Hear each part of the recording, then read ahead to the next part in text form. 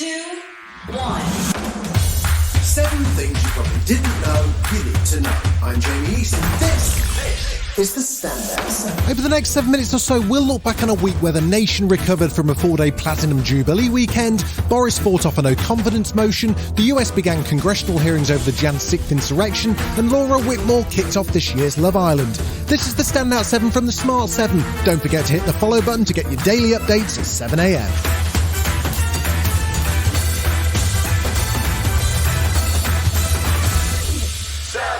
It was a 4-day weekend of flags, street parties and some slightly odd moments, but overall the Queen's Platinum Jubilee seems to have been a success. It started on Thursday with a flyby and some protesting at the Trooping the Colour ceremony. Prince Louis went viral for his reaction to the sound of 70 airplanes overhead. Then Friday saw a Thanksgiving ceremony at St Paul's Cathedral, and on Saturday the royals, without Her Majesty, went racing at Epsom. Saturday night saw the Platinum Party concert, which had over 13 million people rocking along to Rod Stewart, Queen, George Ezra, Andrew Lloyd Webber's greatest hits, and Sir Elton John. There was also a moving moment as Prince Charles paid tribute to his boss. Your Majesty, Mummy. The scale of this evening's celebration and the outpouring of warmth and affection over this whole Jubilee weekend is our way of saying thank you. Sunday saw street parties and a slightly odd Platinum Jubilee pageant, which included a hologram of the Queen in the Golden State carriage, plus themed buses, floats and celebrities to mark the major cultural milestones from Her Majesty's reign. She appeared once again on the Buckingham Palace balcony and thanked the nation in a written note, saying she was inspired by the kindness, joy and kinship she'd witnessed across the 4-day celebration.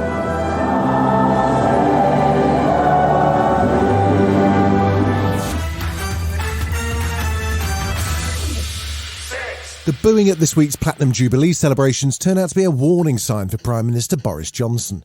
First thing Monday morning, Chairman of the 1922 Committee, Sir Graham Brady, had an announcement. The threshold of 15% of the Parliamentary Party seeking a vote of confidence in the Prime Minister has been passed. Therefore, a vote of confidence will take place within the rules of the 1922 Committee. The vote of confidence was scheduled for Monday evening, with frantic spinning and campaigning throughout the day from the PM's designated spokespeople, principally Deputy Prime Minister Dominic Raab and the somewhat unpredictable Nadine Dorries. Boris addressed Tory party members at 4 p.m. in a 1922 committee meeting, then a secret ballot was held between 6 and 8 p.m. Theresa May arrived to cast her vote in a ball gown, not a premature celebration, rather a stop on the way to a Jubilee event. Shortly after 9 p.m, Sir Graham Brady announced the results. The vote in favour of having confidence in Boris Johnson as leader was 211 votes, and the vote against was 148 votes. And therefore, I can announce that the Parliamentary Party does have confidence. While Boris may have survived with 211 votes, there were 148 votes against him. That's 40% of the party, which may signal the beginning of the end. He, however, was very keen to draw that famous line under the matter. I've got many more MPs supporting me now than I did in 2019. I'm happy with that. We're going to bash on. We have a huge agenda and we're going to get it done. Labour leader Sir Keir Starmer says the Tory MPs who supported Boris have made a mistake as the public has run out of patience. The British public are fed up with a Prime Minister who promises big but never delivers. Fed up with a Prime Minister who's presided over a culture of lies and law-breaking at the heart of government. The Conservative Party now believes that the British public have no right to expect honest politicians. Health Secretary Sajid Javid started a healthcare row on Wednesday after he compared the NHS to a now defunct video store, saying the country has a blockbuster healthcare system in the age of Netflix. Well, given Netflix's current troubles, it's not a great analogy one way or the other, but fortunately Sajid was on hand to explain. What I'm talking about is modernisation. For any of your viewers that remember Blockbuster, they won't be able to go into a Blockbuster anymore because it didn't modernise. That sparked a row over the NHS during Prime Minister's Question Time, as Labour leader Sir Keir Starmer zeroed in on the waiting times at A&E and also on the growing waiting lists for cancer treatment. The cancer waits have been going up for 10 years, and they're even higher now. So Blaming the pandemic just won't wash. Boris may have been relieved to take questions on the NHS after a bruising week, but Labour's Chris Bryant hadn't forgotten about Partygate and the vote of no confidence. The Tory party used to be the party of law and order. How on earth can there be 211 Tory MPs who think that lawmakers can be lawbreakers? Thursday evening saw all the main US TV networks, apart from Fox News, hand their primetime channels over to the January the 6th committee for the first of 6 public hearings on the events around the Capitol riot.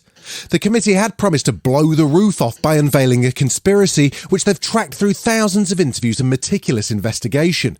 Committee Chairman Congressman Benny Thompson made it clear what they'd found. January 6th was the culmination of an attempted coup, a brazen attempt, as one rioter put it shortly after January 6th, to overthrow the government. And Republican Congresswoman Liz Cheney pointed the finger squarely at the former president as the man at the centre of the conspiracy. On the morning of January 6th, President Donald Trump's intention was to remain president of the United States, despite the lawful outcome of the 2020 election and in violation of his constitutional obligation to relinquish power. Still to come on the Standout 7, Matthew McConaughey takes to the White House podium and Love Island's back for the summer. Right after this.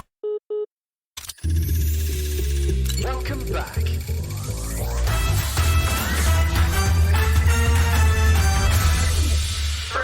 The battle on the Eastern Front in Ukraine continues, with Russian forces shelling Severodonetsk even as street-to-street fighting continues.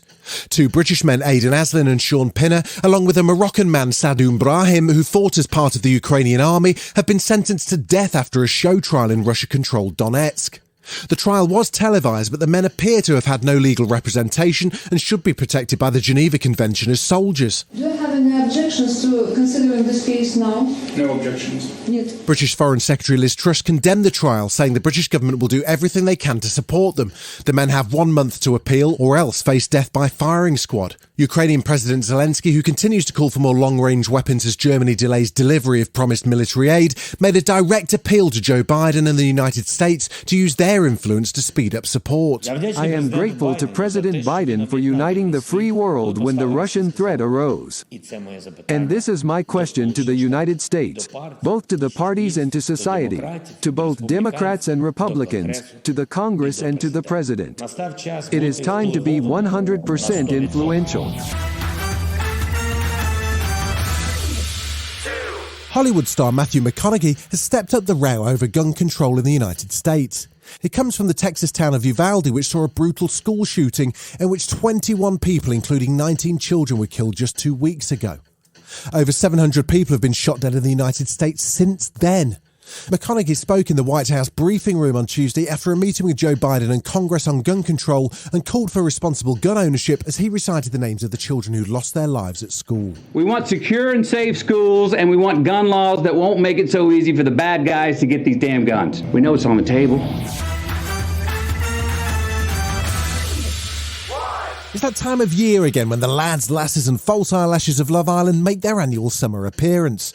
Be prepared to learn a whole new set of phrases from the people who brought us the ick, doing bits, and of course it is what it is. This year most of the clothing is pre-loved, but presumably our contestants are at least fresh-faced. Laura Whitmore introduces the season's first twist. Things are a little different this year. For the first time ever, we asked the public to play Keep It and picked the boy they thought you should couple up with. No. I can't wait any longer.